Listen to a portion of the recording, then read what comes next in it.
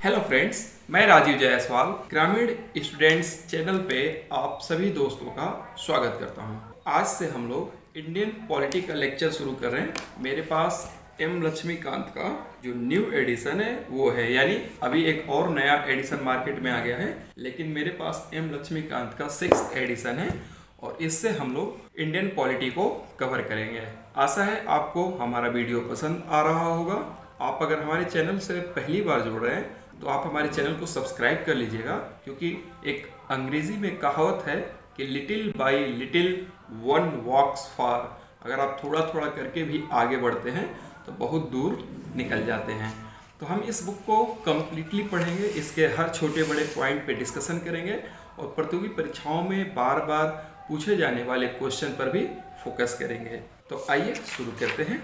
आज के लेक्चर में हम लोग हिस्टोरिकल बैकग्राउंड्स पे बात करेंगे और इसमें हम कंपनी के शासन के अधीन लेजिस्लेशंस को समझेंगे कि कैसे समय समय पर ब्रिटिश पार्लियामेंट के द्वारा कंपनी को रेगुलेट करने के लिए लेजिस्लेशंस आते रहे और कैसे उनका प्रभाव हमारे कॉन्स्टिट्यूशनल डेवलपमेंट यानी संविधान के डेवलपमेंट में विकास पर पड़ा।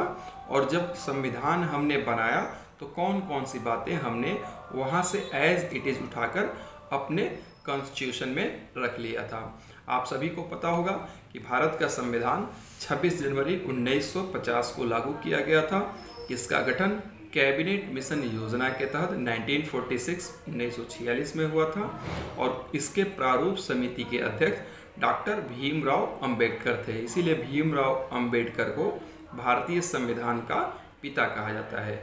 अगर हम संविधान की आत्मा की बात करें तो संविधान की आत्मा को इन जनरल प्रिएम्बल को माना जाता है, लेकिन अगर संविधान की आत्मा भीमराव अंबेडकर के रेफरेंस के साथ पूछा जाए तब हो जाएगा आर्टिकल नंबर 32, जिसको संवैधानिक उपचारों का अधिकार भी कहते हैं। तो आइए शुरू करते हैं।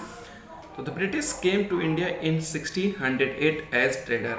तो जो भारत में ब्रिटिश आए वो 1608 ईस्वी में एज ए ट्रेडर आए थे और ब्रिटिश ईस्ट इंडिया कंपनी की स्थापना 1599 ईस्वी में हुआ था और इसको 1600 ईस्वी में ब्रिटेन की राजकुमारी एलिजाबेथ के द्वारा चार्टर दिया गया था और इसमें एक्सक्लूसिव राइट दिया गया था तो ट्रेड इनटू ईस्ट इंडीज, यानी भारत और उसके आसपास के देशों में व्यापार करने का इसे एक एकाधिकार दिया गया था। ये जो कंपनी है उसका जो रिप्रेजेंटेटिव था वो आया था अकबर के नाम का पत्र लेकर, लेकिन जब तक वह भारत में पहुंचता अकबर की मृत्यु हो चुकी थी और अकबर के लड़के जहांगीर ने शासन की बागडोर संभाल लिया था।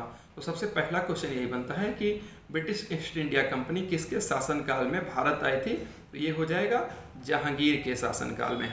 तो Britishers come to India in 1600 as a traders in the form of East India Company. तो ईस्ट इंडिया कंपनी के रूप में ब्रिटिशर्स जो है वो भारत में आए थे, which led to the exclusive right of trading in India. Exclusive right मतलब कि ऐसा राइट जो सिर्फ ब्रिटिश ईस्ट इंडिया कंपनी को ही दिया गया था, उसके अलावा कोई अन्य कंपनी भारत में व्यापार नहीं कर सकती, भले ही वो ब्रिटेन की कंपनी हो। यानी ब्रिटेन के ईस्ट इंडिया कंपनी को व्यापार करने का एक प्रकार से एकाधिकार दिया गया था 1600 ईस्वी के चार्टर के द्वारा।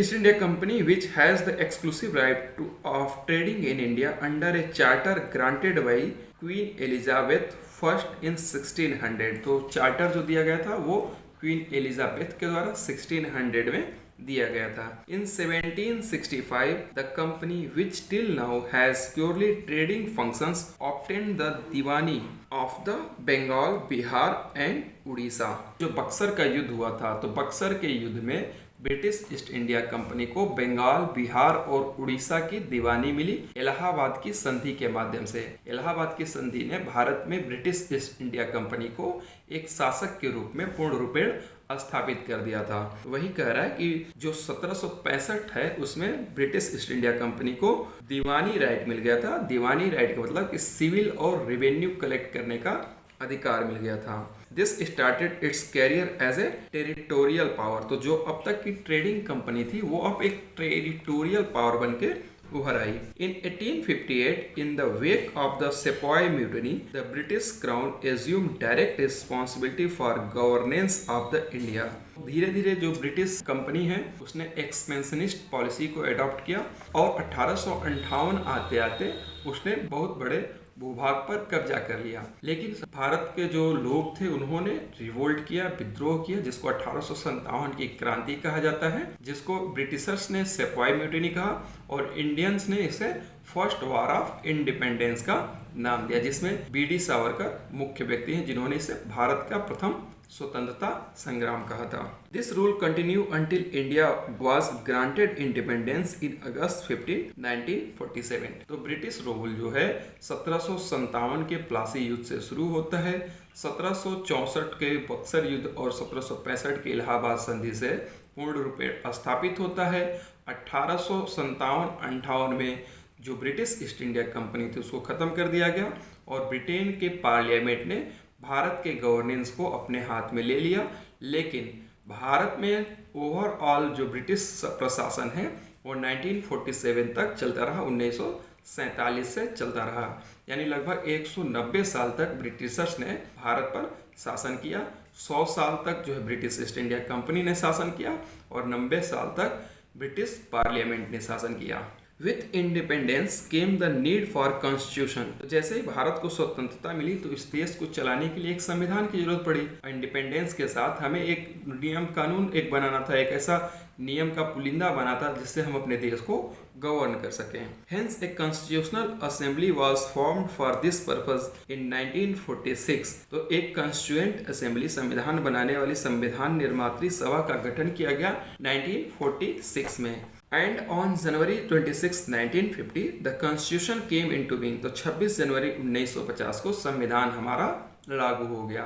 तो 26 जनवरी को ही हमने संविधान को क्यों लागू किया कि 26 जनवरी 1930 से कांग्रेस पार्टी हर 26 जनवरी को स्वतंत्रता दिवस के रूप में मनाते आ रही थी।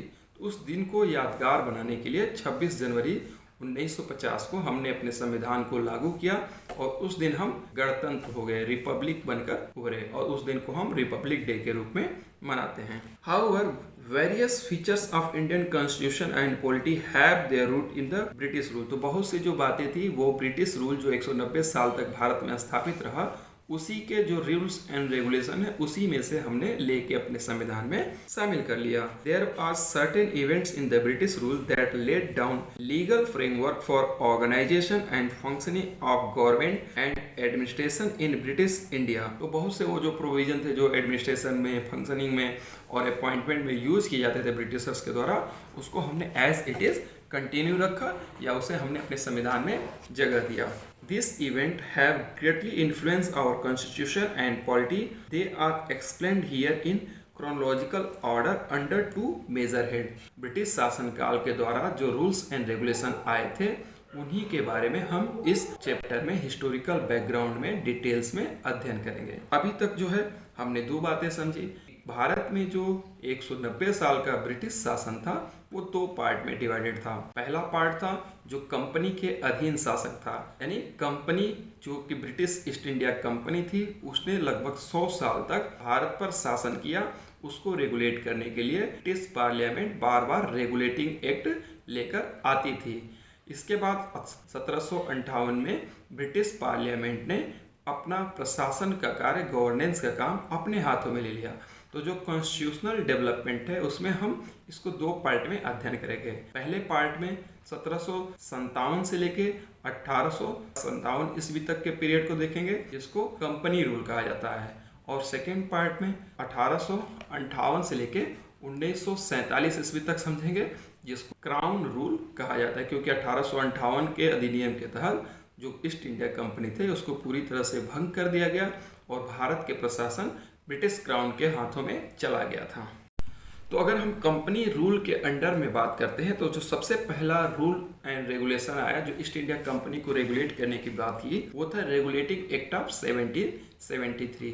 तो ये सबसे इम्पोर्टेंट रेगुलेटिंग एक्ट है। एक चीज और ध्यान रखिएगा कि हर 20 साल के बाद ब्रिटिश ईस्ट इंडिया कंपनी का या तो रेगुलेटिंग एक्ट आता रहा या चार्टर एक्ट आता रहा। हर 20 साल के बाद जो पट्टा दिया गया था ब्रिटिश ईस्ट इंडिया कंपनी को, जो एक्सक्लूसिव राइट दिया गया था, वो चेंज होता रहता था, उसको अपडेट किया जाता रहा। लेकिन 1833 के अधिनियम के बाद जो 1853 का अधिनियम आया, उसमें इसको 20 साल के लिए नहीं बढ़ाया गया बल्कि अनलिमिटेड पीरियड के लिए बढ़ाया गया। तो आइए हम बात करते हैं रेगुलेटिंग एक्ट ऑफ 1773 का। This act was a great constitutional importance. तो ये सबसे इम्पोर्टेंस का था क्योंकि ये शुरू में आया और ब्रिटिश ईस्ट इंडिया कंपनी को रेगुलेट करने के लिए लाया गया था। It was first step taken by the British government to control and regulate the affair of East India Company. तो ये पहला एक प्रयास था ईस्ट इंडिया कंपनी को ब्रिटिश गवर्नमेंट के द्वारा रेगुलेट करने के लिए और उस पर नकेल कसने के लिए। क्योंकि हो क्या रहा था कि जो ब्रिटिश एम्प्लॉय थे वो रिच होते जा रहे थे और जो ब्रिटिश ईस्ट इंडिया कंपनी बनी थी वो घाटे में जा रहे थे। और उन्होंने क्या किया कि ब्रिटिश गवर्नमेंट से लोन के लिए अप्लाई किया। तो इसलिए जो कंपनी है वो घाटे में जा रही है और एम्प्लॉय जो है मुनाफे में जा रहे हैं। तो इस मिसमैच को कंट्रोल करने के लिए रेगुलेटिंग एक्ट ऑफ 1773 लाया गया था। तो पहला पॉइंट है कि it is the first step by the British government to control and regulate the affair of East India Company. Second, it is recognised for the first time the political and administrative function of company. तो इसने company के political और administrative function को भी recognise किया, उसको एक पहचान दिया कि British East India Company administrative work भी भारत में कर सकता है। Third one, it laid the foundation of the central administration in India. इसने भारत में एक सेंट्रल एडमिनिस्ट्रेशन की स्थापना किया। जितनी भी ब्रिटिश टेरिटरीज थी उसको एक गवर्नर के अंदर में रख दिया गया था। तो उसको गवर्नर को गवर्नर जनरल नाम दिया गया इसी एक्ट के तहत। शुरू में जो है लॉर्ड क्लाइव बंगाल का गवर्नर था। आगे चल के 1773 के अधिनियम के तहत जो वारेन हेस्टिंग था उसको गवर्नर जनरल ऑफ बंगाल बना दिया गया। The feature of this act was as following. It designate the governor of Bengal as the governor general of Bengal. तो इसने जो बंगाल का गवर्नर था उसको गवर्नर जनरल ऑफ बंगाल बना दिया। And create an executive council for 4 member to assist them. और 4 लोगों की एक समिति बना दी गई गवर्नर जनरल को असिस्ट करने के लिए, उसको मदद देने के लिए। The first such governor general was Lord Warren Hasting. तो बहुत इंपॉर्टेंट पॉइंट है ये। Lord Warren Hasting was the first governor general of Bengal. It made the governor of Bombay and Madras presidency subordinate to the governor general of Bengal. तो इसने बॉम्बे और मद्रास जो था वहाँ की प्रेसिडेंसीज के गवर्नर को बंगाल के गवर्नर जनरल के अधीन कर दिया, उसके सबऑर्डिनेट कर दिया, उसके नीचे कर दिया गया। एक सेंट्रलाइज स्ट्रक्चर बना। सेंट्रलाइज स्ट्रक्चर में यानी ऊपर में आपका बंगाल का गवर्नर जनरल हो गया और उसके नीचे जो है अदर जो प्रेसिडेंसीज थे उसके गवर्नर जनरल हो गए। Unlike earlier when the 3 presidencies were the independent of one another. तो इससे पहले जो प्रेसिडेंसीज थी वो अपने लिए इंडिपेंडेंटली फंक्शन करती थी, इंडिपेंडेंटली रूल्स एंड रेगुलेशन बनाती थी। लेकिन रेगुलेटिंग एक्ट ऑफ 1773 ने बंगाल के गवर्नर जनरल को ज़्यादा पावर दे दिया, बंगाल के गवर्नर को गवर्नर जनरल बना दिया और बंगाल के बाद मद्रास और बॉम्बे प्रेसिडेंसी को बंगाल के गवर्नर जनरल के अधीन कर दिया। और जो व्यक्ति बंगाल का गवर्नर जनरल बना, पहला गवर्नर जनरल ऑफ बंगाल जो है उसका नाम है वारेन हेस्टिंग। थर्ड पॉइंट है it provide for the establishment of supreme court at Calcutta. तो इस अधिनियम के तहत जो है सुप्रीम कोर्ट बनाने की बात की गई। कलकत्ता में सुप्रीम कोर्ट की स्थापना किया गया और ये स्थापित हुआ 1774 में। तो ये भी इंपॉर्टेंट क्वेश्चन है, बार बार एग्जाम में पूछा जाता है कि when the supreme court of Calcutta was established, it was established in 1774 through the act of regulating act of 1773। तो 73 के अधिनियम के तहत 1774 ईस्वी में कलकत्ता में सुप्रीम कोर्ट की स्थापना की गई और उसके पहले जो चीफ जज थे उनका नाम था सर एलिजा इम्पे। तो ये नाम भी याद रखिएगा, सर एलिजा इम्पे, फर्स्ट जज of the supreme court of Calcutta, comprising 1 chief justice and 3 other जजेस। तो इसमें एक चीफ जस्टिस थे और 3 अदर जज भी थे। It prohibited the servants of company from engaging in any private trade और एक्सेप्टिंग प्रेजेंट और ब्राइब्स फ्रॉम द नेटिव। इस अधिनियम ने ये किया कि जो ईस्ट इंडिया कंपनी के सर्वेंट है, एम्प्लॉय हैं, वो नेटिव लोगों से, यहाँ के रहने वाले लोगों से किसी भी प्रकार का गिफ्ट या ब्राइब नहीं ले सकते, जो कि मैंने पहले ही बताया, क्योंकि कंपनी कमज़ोर हो रही थी, कंपनी जो है नीचे जा रही थी, कंपनी जो है उस अच्छा ट्रेड नहीं कर पा रही थी, प्रॉफिट नहीं कर पा रही थी। लेकिन जो एम्प्लॉइज़ थे वो दिन दूनी रात चौगुनी गति से आगे बढ़ रहे थे, भ्रष्टाचार कर रहे थे, और इसी को रेगुलेट करने के लिए 1773 का